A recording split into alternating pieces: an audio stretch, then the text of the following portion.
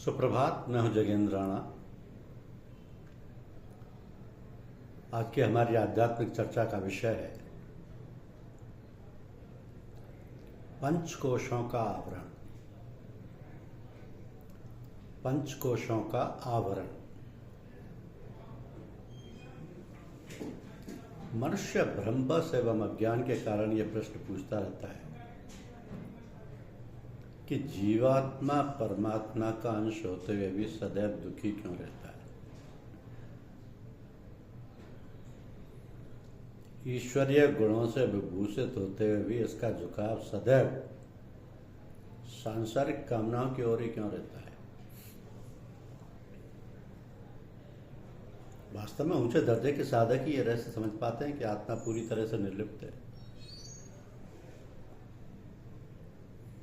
सुख दुख राग द्वेष काम क्रोध आदि का संबंध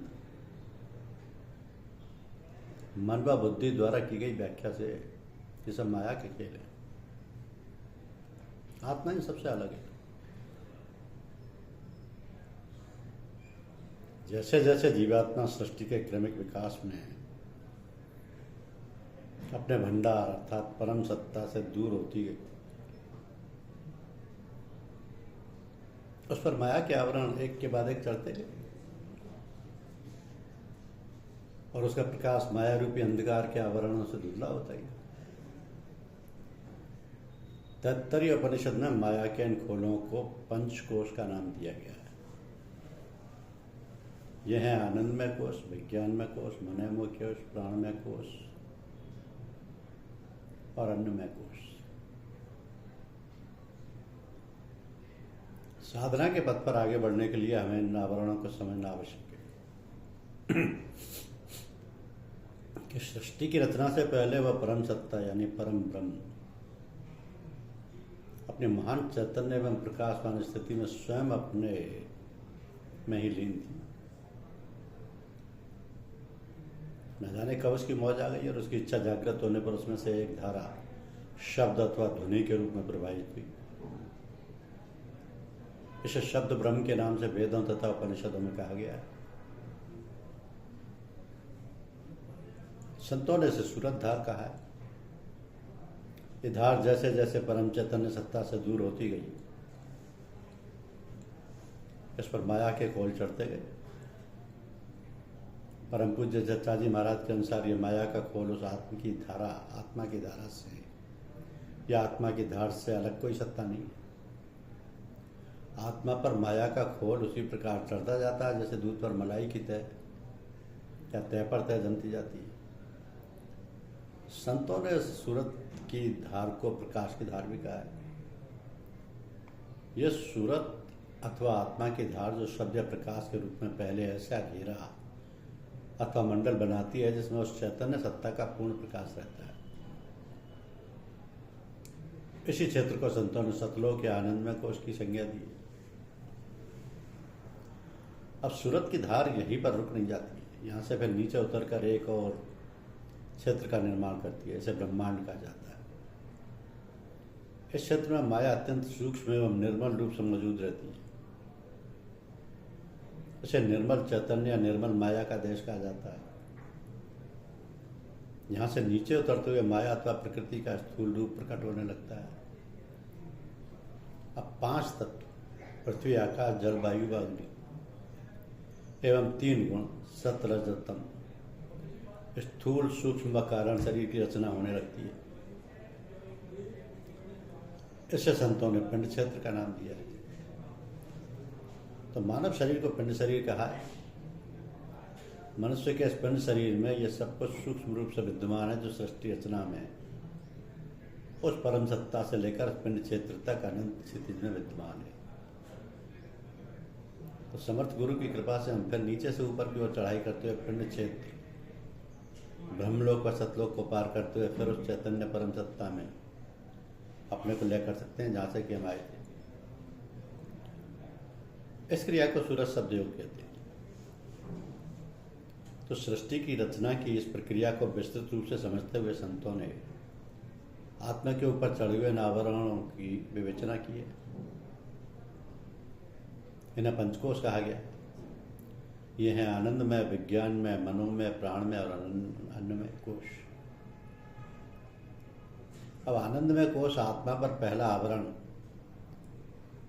आनंदमय कोश का चढ़ता है। इस अवस्था में चेतन आत्मा अत्यंत प्रकाशमय एवं आनंद की स्थिति में रहती है। चेतन परम सत्ता से निकलकर सूरत अथवा प्रकाश की धार ने एक गोलाकार मंडल बनाते हुए उसे घेर लिया और पूरे क्षेत्र को प्रकाशित कर दिया।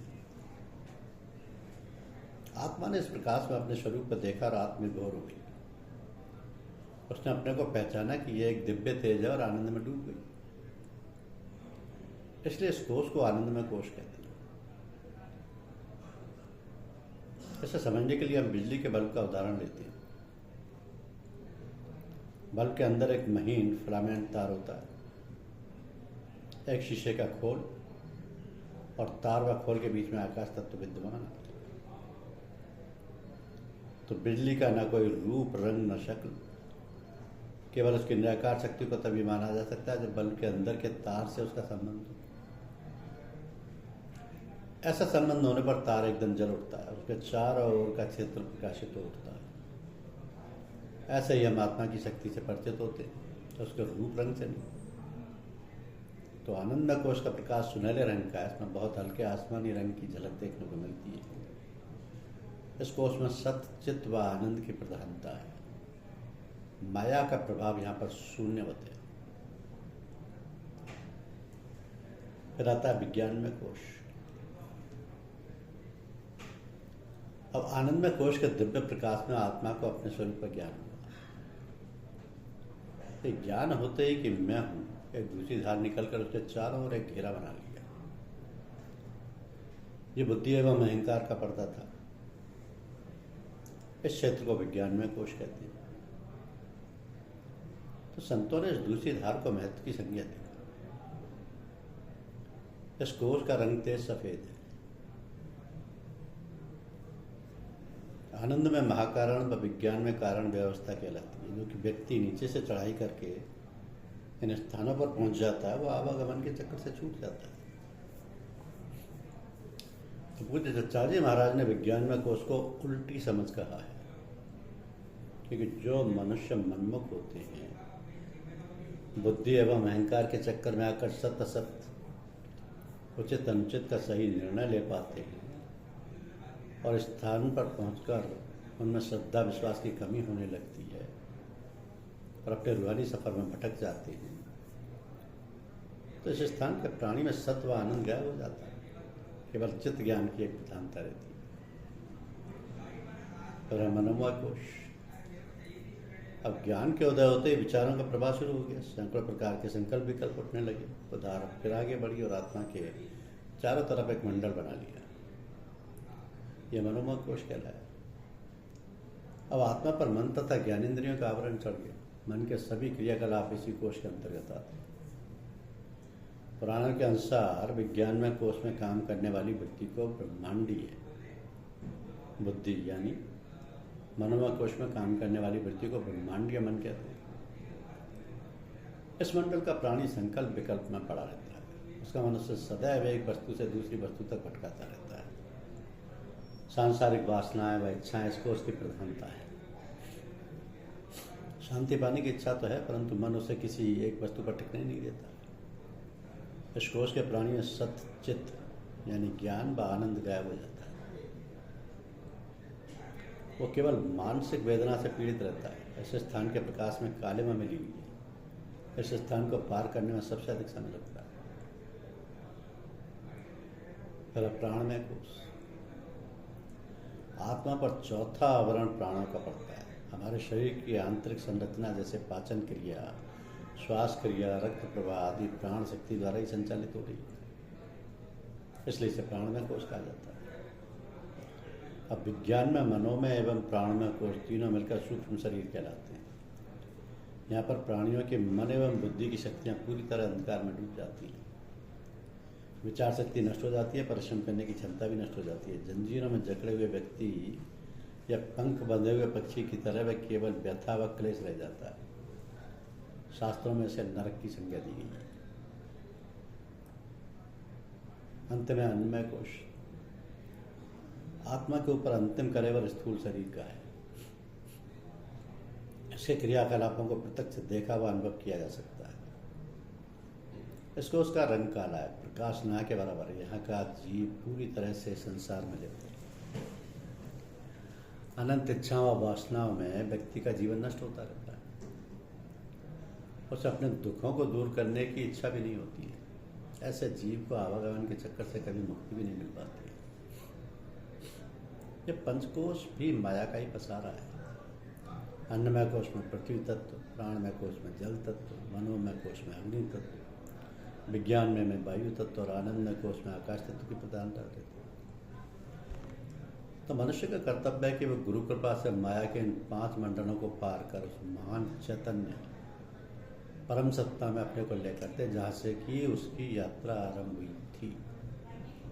परंतु संसार में देखा यह जाता है कि जीव इन 5 कोशों का प्रयोग केवल सांसारिक विषय भोगों के लिए ही करता रहेगा। प्रत्येक कोश की शुद्धि के लिए साधन अलग अलग है। एक ही प्रकार के साधन से सारे कोश नहीं पार किए जा सकते। पूज्य जच्चाजी महाराज ने अन्नमय शरीर को सतगुरु में लय करने के लिए निम्नलिखित साधन बताए। मूर्ति पूजन। इसमें गुरुदेव की मूर्ति को अपने हृदय में इस प्रकार बसाते हैं कि अपने अस्तित्व का ज्ञान ही ना रहे। और ग्रंथि पूजन। इसमें सतगुरु को ग्रहण कर ले कि हृदय में विषय वासनाओं के लिए कोई स्थान ना बचे। कार्तिक पूजन। इसमें सतगुरु को रोम रोम में बसाना पड़ता है। घृति पूजन। इसमें सतगुरु को दृढ़ता से पकड़ मायावी शक्तियों व चमत्कारों से दूर रहना पड़ता है। आगे उन्होंने प्राणमय कोश को पार करने के लिए निम्नलिखित साधन बताए। धैर्य पूजन।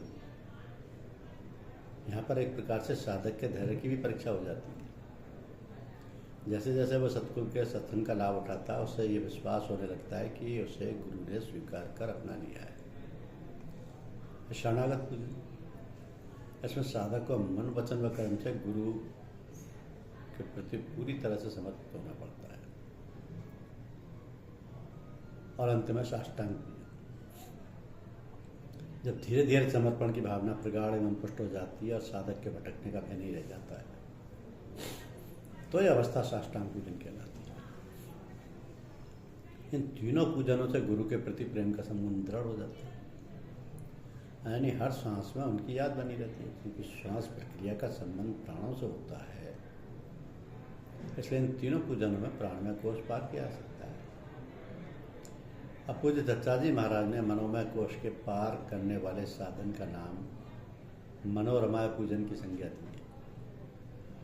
अन्नमय कोश व प्राणमय को शुद्ध करने वाले पूजनों के करते हुए साधक अविशिष्ट स्थिति में पहुंच जाता है कि बिना किसी प्रयत्न के उसका मन गुरु ध्यान में स्वतः ही लगने लगता है।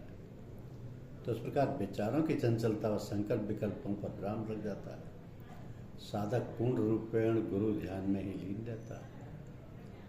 अब विज्ञान में कोश में बुद्धि एवं अहंकार की प्रधानता रहती है। इसको पार करने का साधन ज्ञान पूजन। यदि हम अपने को देखें तो यही पाएंगे कि हमारी बुद्धि एवं अहंकार हमें सदैव सांसारिक वासनाओं की ओर घसीटते हैं और हम मार्ग से भटककर ईश्वर से दूर होते जाते हैं। तो हमें अपनी बुद्धि एवं अहंकार को भी गुरु के चरणों में समर्पित कर देना चाहिए और हमें गुरुमुख होकर हर प्रकार से उनके आदेशों के अनुसार ही चलना चाहिए।